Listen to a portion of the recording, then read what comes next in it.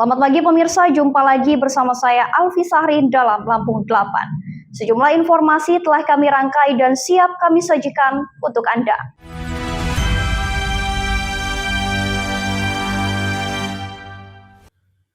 Pemirsa, Polda Lampung menggelar rapat koordinasi rakor lintas sektoral guna memastikan keamanan dan kenyamanan masyarakat selama perayaan Natal 2025 dan Tahun Baru 2026. Rakor yang dipimpin langsung Kapolda Irjen Pol Helvi Assegaf di Gedung GSG Presisi Polda Lampung Rabu kemarin. Terungkap sebanyak 4.021 personil gabungan dari Polri dan instansi terkait akan dikerahkan. Rakor untuk memastikan keamanan dan kenyamanan masyarakat selama perayaan Natal 2025 dan Tahun Baru 2026 tersebut dihadiri unsur Forkopimda, Perwakilan Provinsi Lampung, Pangdam 21 Radin Intan, Kajati Lampung, dan Rem 043, Garuda Hitam, Wakapolda Lampung, para Kapolres, dan pejabat utama Polda Lampung, serta stakeholder terkait.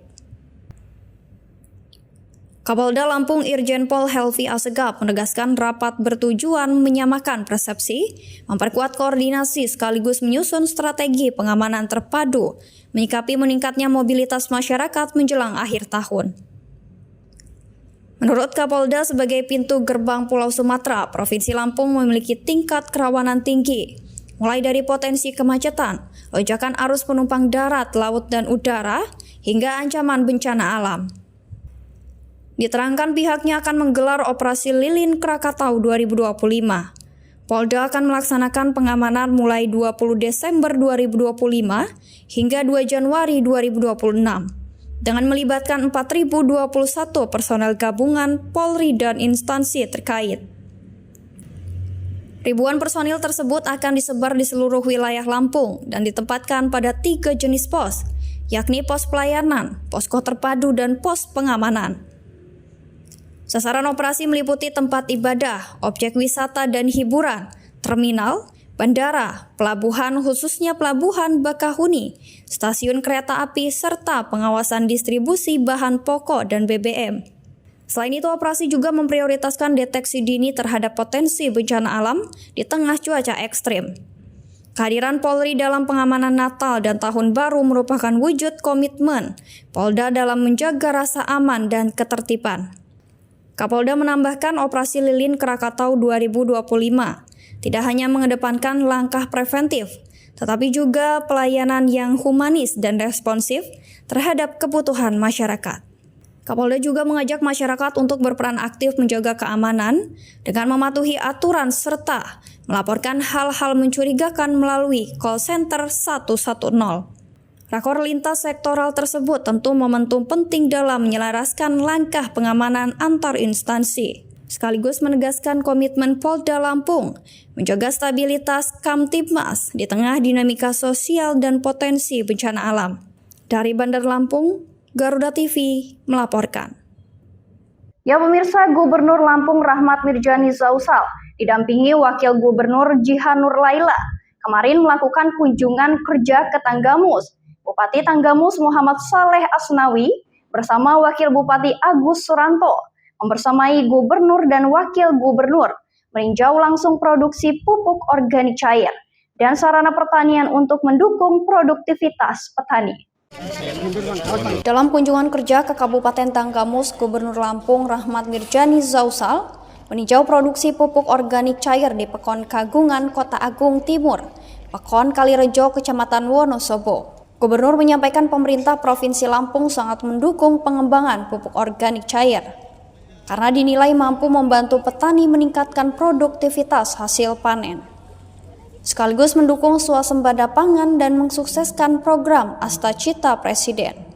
Mirja menjelaskan pupuk organik cair lebih efektif, mudah dibuat dan biaya produksinya relatif murah. Saat ini pengembangan pupuk organik cair di Lampung telah mencapai 500 titik produksi dan ditargetkan akan berkembang hingga 2.000 titik produksi. Selain itu, Gubernur juga meninjau mesin pengering padi di Bumdes, Gemilang, Wonosobo. Mesin pengering berkapasitas 20 ton ini sangat membantu petani, terutama saat musim panen di tengah cuaca yang sering hujan. Dalam proses pengeringan gabah, petani dikenakan biaya operasional sebesar Rp250 per kilogram. Ini kan di tahun ini dibuat di program di 500 desa yang diajarkan masyarakat membuat pupuk organik cair ini. Kemudian dilakukan di desa masing-masing. Tahun depan kita akan buat di 2000 desa. Pemerintah Provinsi Lampung mendukung penuh produksi pupuk organik cair. Ini menjadi solusi untuk petani karena murah dan ramah lingkungan, sekaligus mendukung program ketahanan dan swasembada pangan nasional. Pertama kita menyiapkan untuk makanan mikrobanya. Jadi itu mikrobanya nanti kita tuangkan belakangan setelah 3 hari. Kita menyiapkan medianya dengan makanannya, kemudian baru kita masukkan mikrobanya. Kemudian kita tutup rapat selama 23 hari.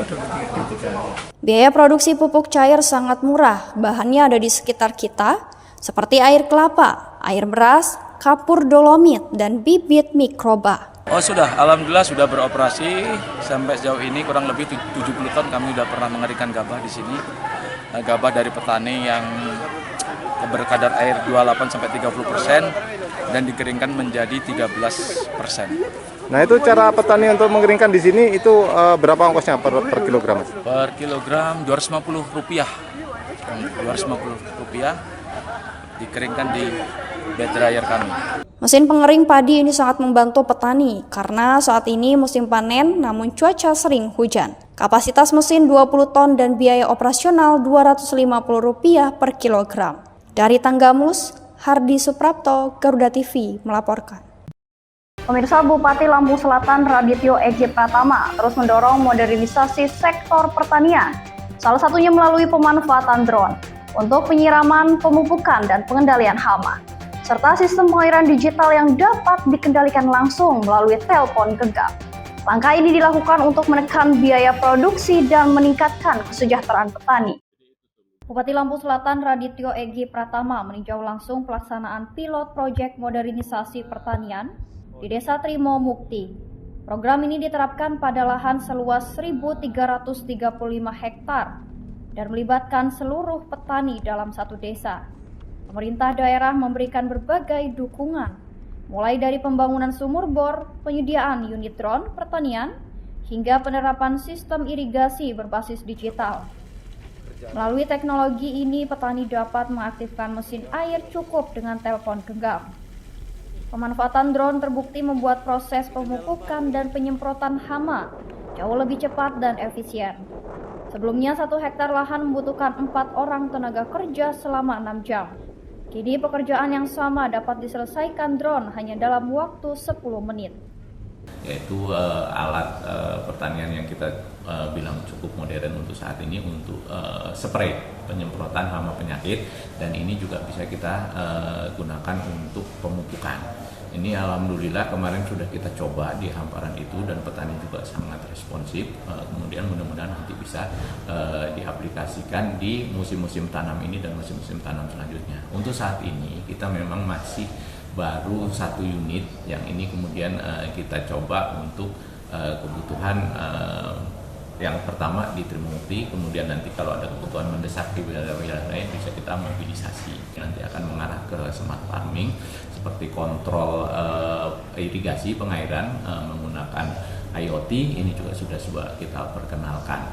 Nah, dengan itu kita mengharapkan, bukan mengharapkan ya, artinya tujuan yang pengen kita capai dari ini adalah meningkatkan keuntungan di tingkat petani, khusus yang kita garap dulu pertama adalah di Trimo Mukti, dan ini sudah kita bisa wujudkan itu. Yang pertama dari 2 kali tanam, sekarang sudah bisa 3 kali tanam, artinya dalam 1 tahun mereka sudah bisa menambah penghasilan 1 periode panen. Nah, ini juga cukup baik. Pemerintah Kabupaten Lampung Selatan menegaskan komitmen untuk terus membangun pertanian modern dan berkelanjutan. Kedepan pemerintah akan memberikan 1 drone di 1 kecamatan, dan pemanfaatan teknologi ini diharapkan menjadi kunci peningkatan produktivitas sekaligus kesejahteraan petani. Dari Lampung Selatan, Hariat Friansyah, Garuda TV melaporkan. Pemirsa, sebanyak 67 kepala keluarga di Kecamatan Sekampung, Lampung Timur secara bersamaan keluar dari kepesertaan program Keluarga Harapan. Mereka secara sukarela tak ingin lagi menerima bansos dan berharap bantuan tersebut diberikan kepada orang-orang yang lebih membutuhkan. Jelang akhir tahun 2025, petugas PKH di Kecamatan Sekampung, Lampung Timur ramai menerima surat graduasi mandiri yang diajukan oleh para penerima bantuan dari Kementerian Sosial Republik Indonesia. Dalam surat, warga menyatakan secara sukarela keluar dari kepesertaan sebagai penerima bantuan program Keluarga Harapan. Alasannya pun bervariatif, ada yang telah bekerja di luar kota, mendapatkan warisan hingga berwirausaha. Tercatat keluarga penerima manfaat yang mengajukan mundur dari PKH berjumlah 67 kepala keluarga dari 17 desa sekecamatan Sekampung, Lampung Timur. Kecamatan Sekampung yang alhamdulillah bersedia mundur dengan sukarela itu berjumlah 67 KPM. Nah, untuk alasannya mereka sendiri apa, Pak? Bervariasi. Ada yang mereka sudah menyatakan mampu karena memiliki penghasilan yang setara UMR. Kemudian ada juga yang mereka sadar bahwasannya sudah terlalu lama menerima manfaat, jadi berpikiran biar gantian dengan lingkungannya, tetangganya, karena di lingkungannya merasa ada yang kondisinya lebih layak dari mereka. Sri Dian Astuti, salah seorang warga Sumber Gede, Kecamatan Sekampung, Lampung Timur, yang memutuskan untuk tidak kembali menerima bantuan PKH dari Kementerian Sosial Republik Indonesia. Wanita 38 tahun itu mengatakan telah menerima bantuan dari pemerintah selama 8 tahun. Sementara suami bekerja serabutan, bantuan uang yang diterima olehnya digunakan untuk memenuhi kebutuhan hidup. Dan sebagian lagi ditabung untuk berwirausaha. Kini ia telah memiliki usaha warung kelontong untuk menopang kehidupan sehari-hari. Hal serupa juga dilakukan oleh Yuningsih yang memanfaatkan bantuan PKH untuk membangun usaha kecil-kecilan di bidang kuliner. Berapa tahun Mbak menerima PKH? Kurang lebih 8 tahun, Mas. Untuk apa Mbak uangnya waktu itu, Mbak? Untuk kebutuhan keluarga, terutama buat anak sekolah, buat pendidikan ya, Mas. Sama ya ditabung sedikit-sedikit buat modal buka usaha sembako di rumah. Program Keluarga Harapan alias PKH merupakan program pemberian bantuan sosial bersyarat kepada keluarga dengan kategori desil 1 sampai desil 4 yang termasuk dalam kelompok masyarakat miskin ekstrim dan rentan miskin. Selain memberikan bantuan, pemerintah juga berkomitmen terus memberikan pendamping kemandirian ekonomi kepada setiap keluarga penerima manfaat agar dapat keluar dari jurang kemiskinan. Dari Lampung Timur, Rizwan, Garuda TV melaporkan. Pemirsa, sistem administrasi perpajakan Korte akan mulai digunakan untuk pelaporan surat pemberitahuan tahunan pajak penghasilan orang pribadi tahun pajak 2025. Wajib pajak untuk segera melakukan aktivasi akun Korte beserta kode otorisasi atau sertifikat elektronik termasuk wartawan. Sistem administrasi perpajakan Soretak akan mulai digunakan untuk pelaporan surat pemberitahuan SPT tahun pajak penghasilan PPH orang pribadi tahun pajak 2025. Kepala Seksi Kerjasama dan Hubungan Masyarakat Kanwil DJP Bengkulu Lampung, Tunas Hari Yulianto, menegaskan bahwa WP yang belum mengaktifkan akun Soretak berpotensi mengalami kendala saat melaporkan SPT tahunan maupun menjalankan kewajiban perpajakan lainnya. Penting bagi wajib pajak untuk melakukan aktivasi sejak sekarang. Dengan begitu, saat Januari nanti melaporkan SPT atau ketika perusahaan membuat bukti potong data sudah valid dan terhubung dengan sistem DJP. Pembuatan akun Soretak dapat dilakukan secara daring tanpa harus datang ke kantor pelayanan pajak KPP, sehingga diharapkan memudahkan WP dalam mempersiapkan pelaporan pajak tahun depan. Untuk membantu percepatan aktivasi, Kanwil DJP Bengkulu Lampung juga membuka layanan pojok pajak di lobi gedung Bank Mega dan Transmedia pada 16 hingga 17 Desember 2025 pukul 9.30 hingga 5 waktu Indonesia Barat. Layanan ini memberikan pendampingan aktivasi akun Soretak, pengkinian data serta konsultasi ringan tanpa perlu datang ke KPP. Dari Bandar Lampung, Garuda TV melaporkan. Ya pemirsa, abrasi pantai pesisir Lampung Timur, Provinsi Lampung, semakin parah hingga merambah ke pemukiman penduduk. Warga berharap pemerintah segera tanggap dengan melanjutkan pembangunan. Pantai pesisir Desa Margasari, Kabupaten Lampung Timur, Lampung, kini keadaannya tak sehijau dahulu. Konservasi mangrove yang sekaligus sebagai tempat wisata andalan sejak 2019 itu kini berubah menjadi lokasi terdamparnya pepohonan kering. Kuatnya terpaan ombak laut merobohkan ribuan tanaman di bibir pantai yang tak terlindungi tembok pembatas laut. Hilangnya ekosistem pohon sebagai pemecah ombak membuat pasang surut air laut terus-menerus mengikis daratan. Dalam 2 tahun terakhir sejak 2023 lalu, dampak dari abrasi semakin parah hingga merusak infrastruktur jalan yang berjarak 400 meter dari garis pantai. Tak hanya itu, rumah-rumah penduduk pun tak luput menjadi korban. Bahkan beberapa di antaranya kini terlihat rata dengan tanah, usai diterjang ombak. Itu dulu wisata Mas, itu dulu di situ ya udah ada resto, ada musola, itu sumur bor yang masih bisa sampean lihat. Itu sumur bor dulu dekat musola. Di depan itu di sana masih ada tanaman mangrove lagi, tapi sekarang udah habis total. Ya harapan kita tetap bisa pulih kembali kayak yang dulu, karena kalau udah bicara alam kita sendiri juga mau bagaimana ya, makanya mungkin dari pihak pemerintah ya bagaimana bisa menanggulangi paling tidak abrasi ini nggak berkelanjutan. Mungkin kalau ada di sana yang udah di batu itu faktanya ya aman gitu loh, tapi ini karena memang belum ada pengamannya ya masih seperti ini. Upaya penghijauan lahan guna mencegah abrasi sebetulnya sudah dilakukan oleh pemerintah desa, warga, hingga penggiat lingkungan setempat, yakni dengan penanaman berbagai pohon penyangga pantai termasuk mangrove. Namun upaya tersebut tak membuahkan hasil, beragam jenis tanaman berangsur mati seiring pasang surut air laut. Pencegahan abrasi melalui pembangunan tanggul laut juga telah dilakukan pemerintah pusat. Hanya saja program tersebut menjangkau sebagian dari total garis pantai Desa Gunung Mas yang mencapai hampir 4 km.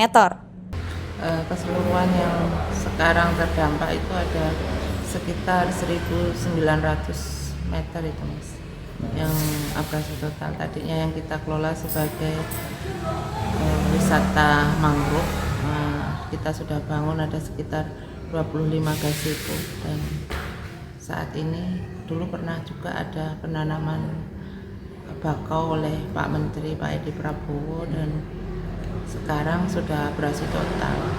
Di lokasi terdampak abrasi sepanjang kurang lebih 2 km, kini menyisakan rumah-rumah kosong yang ditinggalkan pemiliknya keluar daerah, dan beberapa di antara mereka dipindahkan ke wilayah yang lebih aman melalui program relokasi warga terdampak abrasi Desa Margasari, Lampung Timur.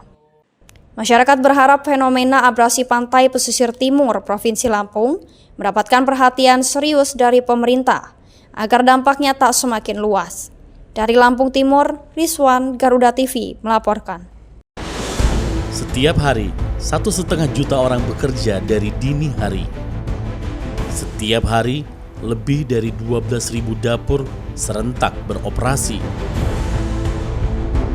Setiap hari, lebih dari 35 juta porsi makanan disiapkan untuk meningkatkan gizi anak di seluruh Nusantara. Sebuah misi yang terdengar tak masuk akal demi masa depan Indonesia. Di mana dapur-dapur yang terbaik? Siapa para pahlawan gizi yang tak kenal lelah? Tiap hari kami mencari, menginspeksi, mengamati SPPG atau Satuan Pelayanan Pemenuhan Gizi tanpa mereka tahu. Kami mata-mata MBG, independen dan netral, mencari bintang MBG di seluruh Indonesia. Saksikan Bintang MBG mulai Desember 2025 di Garuda TV. Ya pemirsa, Kepala Balai Pelaksanaan Jalan Nasional BPJN Lampung, M. Ali Duha, memastikan menjelang lonjakan arus Natal 2025 dan Tahun Baru 2026 jalur nasional di Lampung siap dilalui. seluruh jalur utama fungsional, meski sejumlah titik rawan bencana dan kemacetan masih menjadi perhatian khusus. Kepala BPJN Lampung Ali Duhari menerangkan total panjang jalan nasional di Provinsi Lampung mencapai 1.298,41 km yang tersebar di 65 ruas dengan dukungan 433 jembatan sepanjang 11.908,79 meter. Tingkat kemantapan jalan nasional saat ini berada di kisaran 88 hingga 99%, tergantung koridor lintasan. Secara umum kondisi jalan nasional siap melayani arus Nataru, seluruh ruas masih fungsional dan telah disiapkan langkah mitigasi untuk titik-titik rawan. BPJN Lampung mencatat terdapat 37 titik rawan longsor, 14 titik rawan banjir, 21 titik rawan kecelakaan, serta 23 titik rawan kemacetan yang tersebar di berbagai ruas jalan nasional. Diuraikan kawasan lintas barat khususnya ruas kota Liwa Simpang Gunung Kemala menjadi salah satu fokus pengawasan akibat potensi longsor. Ali memastikan seluruh pekerjaan penanganan longsor secara kontraktual telah diselesaikan 100%. Sementara titik longsor yang belum tertangani secara permanen telah dilakukan penanganan sementara seperti pemasangan rambu peringatan, pita pengaman hingga sandbag. Demi keselamatan pengguna jalan pada ruas kota Liwa Simpang Gunung Kemala, diberlakukan pembatasan kendaraan dengan sumbu maksimal 2 atau muatan maksimal 6 ton. Menghadapi potensi banjir akibat intensitas hujan tinggi, BPJN Lampung melakukan pemeliharaan rutin berupa pembersihan saluran drainase, pengendalian vegetasi, dan pembersihan bahu jalan. Upaya ini dilakukan secara berkelanjutan di seluruh ruas prioritas. BPJN Lampung juga menyiapkan alat berat, material darurat, dan tim reaksi cepat atau TRC di setiap satuan kerja. Seluruh kesiapan tersebut terintegrasi melalui aplikasi Sitaba untuk pelaporan kebencanaan secara cepat dan akurat. Koordinasi lintas sektor juga diperkuat, mulai dari pemerintah daerah, BPBD, kepolisian, hingga Balai Besar Taman Nasional Bukit Barisan Selatan, terutama untuk wilayah rawan bencana. Untuk mendukung layanan selama periode Nataru, BPJN Lampung menyiapkan 11 posko utama yang tersebar di wilayah PJN 1, PJN 2, SKPD-TP, serta 1 posko tambahan di ruas tol Bakahuni Terbanggi Besar. Posko dilengkapi fasilitas istirahat, layanan kesehatan ringan, informasi lalu lintas, hingga dukungan alat tanggap darurat. Sementara itu, sejumlah pekerjaan jalan nasional yang masih berlangsung, seperti penanganan lubang di ruas Soekarno-Hatta atau bypass dan Sanggi Gedong Tataan, ditargetkan sebelum Natal rampung. Adapun rekonstruksi rigid di jalan lintas tengah dipastikan tidak mengganggu arus lalu lintas dan tetap fungsional saat puncak Nataru. BPJN memastikan berkomitmen menjaga kelancaran dan keselamatan pengguna jalan selama libur Natal dan Tahun Baru. Masyarakat dihimbau tetap mematuhi rambu dan pembatasan yang diberlakukan demi keselamatan bersama. Lokasi rawan longsor tercatat 37 ruas atau titik rawan longsor yang tersebar di berbagai wilayah kerja PPK di Provinsi Lampung.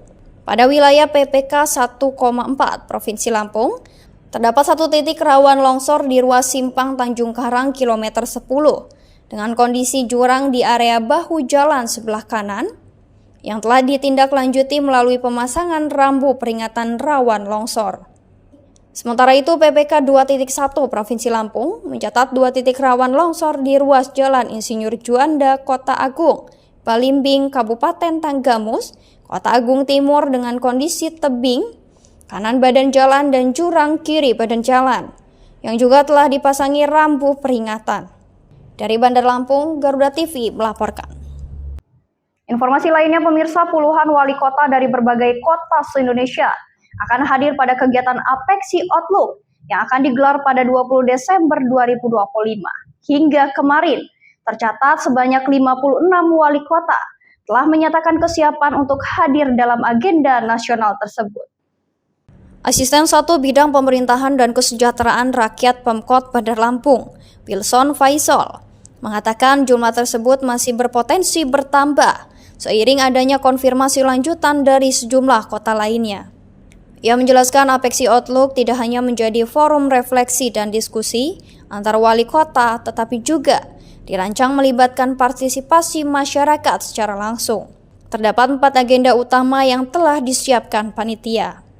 Agenda pembuka berupa kegiatan Begawi Jejama yang dipusatkan di lingkungan kantor Pemkot Bandar Lampung. Rangkaian kegiatan tersebut juga akan diisi dengan senam bersama serta kunjungan para wali kota ke stand-stand UMKM. Selanjutnya, para wali kota dijadwalkan mengikuti pertemuan tertutup di ruang wali kota Bandar Lampung untuk membahas kondisi terkini serta proyeksi pembangunan perkotaan ke depan. Rangkaian kegiatan kemudian dilanjutkan dengan seminar dan pendalaman materi, sebelum ditutup dengan agenda Outlook pembangunan serta gala dinner pada malam hari. Dalam pelaksanaannya, Pemkot Bandar Lampung melibatkan sekitar 300 pelaku UMKM dari sektor kuliner dan kerajinan. Menurut Wilson, kehadiran puluhan wali kota dari berbagai daerah di tanah air diharapkan mampu memberikan dampak langsung bagi perekonomian lokal. Dari Bandar Lampung, Garuda TV melaporkan. Ya pemirsa, jelang libur Natal dan Tahun Baru, arus kendaraan menuju Pelabuhan Bakahuni, Lampung Selatan mengalami kemacetan panjang. Ribuan kendaraan terjebak antrean di pintu keluar jalan tol dan jalur arteri, menunggu giliran masuk ke dermaga. Cuaca buruk di perairan Selat Sunda diduga menjadi pemicu utama terganggunya jadwal penyeberangan. Kemacetan panjang terjadi di Pelabuhan Bakahuni, Lampung Selatan. Ribuan kendaraan pribadi dan truk logistik terlihat mengular, mulai dari pintu keluar tol Bakahuni hingga jalur arteri di depan Polsek kawasan pelabuhan. Di jalur tol, antrean bahkan mencapai 1 km. Kondisi ini memaksa para pengendara bertahan di dalam kendaraan selama berjam-jam, sebelum akhirnya bisa masuk ke area dermaga. Lonjakan kendaraan ini diperparah oleh faktor cuaca buruk yang melanda Selat Sunda dalam beberapa hari terakhir. Akibatnya proses bongkar muat kapal terhambat dan berdampak pada tertundanya jadwal keberangkatan dari Sumatera menuju Jawa maupun sebaliknya. Petugas ASDP bersama kepolisian terus berupaya mengurai kepadatan dengan melakukan rekayasa lalu lintas di titik-titik krusial. Adi, kita dari mana mau kemana bang? Dari Pekanbaru mau ke Banjarnegara. Gimana dalam perjalanannya kita bang? Ya kendalanya kalau di jalan lancar, cuma minyak sama ini penyeberangannya. Udah berapa lama nunggu kita? Lagi 3 jam. 3 jam. Ini tahu nggak kalau cuaca kita lagi cuaca buruk ini bang? Tahu. Kenapa nekat ini bang? Kenapa nekat kita? Ya nekat lah, soalnya kan soal perut. Apa nih harapannya bang? Ya mudah-mudahan cuacanya cepat membaik dan perjalanan lancar kembali. Udah berapa lama nunggu di sini bang? 5 jam ada. Berapa? 5 jam. Udah 5 jam. Tahu nggak ini kondisi laut lagi nggak bagus ini bang? Tahu. Gimana? Was-was nggak? Was-was nggak? Udah, Saudi. Udah biasa ya? Udah biasa, yang takutnya PCN minta uang terus. Waduh. BMKG memprediksi kondisi ekstrim di Selat Sunda masih akan berlangsung hingga sepekan ke depan. Curah hujan tinggi disertai angin kencang dengan kecepatan hingga 60 knot masih menjadi ancaman bagi keselamatan pelayaran.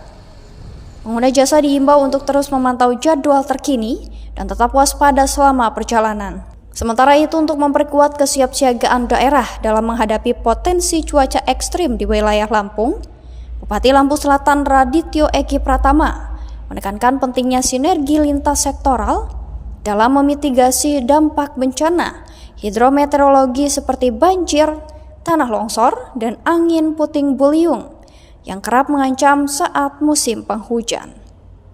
Rapat koordinasi ini dihadiri oleh jajaran BPBD, unsur TNI, Polri, Camat, serta perwakilan Forum Pengurangan Risiko Bencana.